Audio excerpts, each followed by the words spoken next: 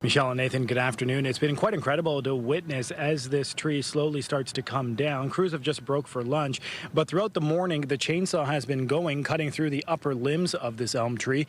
There's a crew of about 10 here, and they're meticulously cutting the tips of this elm, which have stood in this neighborhood for over a century. Estimates are this tree is 110 to 120 years old. For years, the city of Toronto has been injecting fungicides into this tree to fend off Dutch elm disease. But around last year, they noticed the tree starting. You can see there are virtually no leaves on this tree in the mid-June. And so this year, the decision was made for safety reasons to bring it down.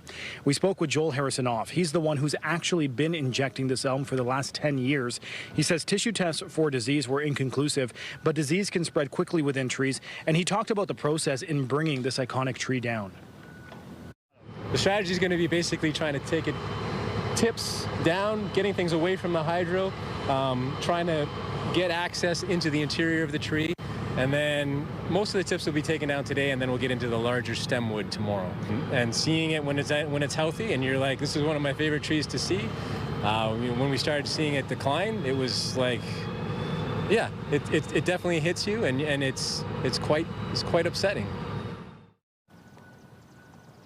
Now, the tips, as they're brought down, they're thrown into the wood chipper. Some of the bigger pieces, though, they're being hauled away. There isn't an official plan, though, yet in terms of potentially preserving them. This is, of course, a very big job. It's going to take 3 days, and so a large stretch of Barton Street, which we're on right now, is going to be closed to both vehicle and pedestrian traffic from now until Thursday from 7 a.m. to 3 p.m. Reporting live, I'm Rahim Ladhani. I'll send it back to you in studio.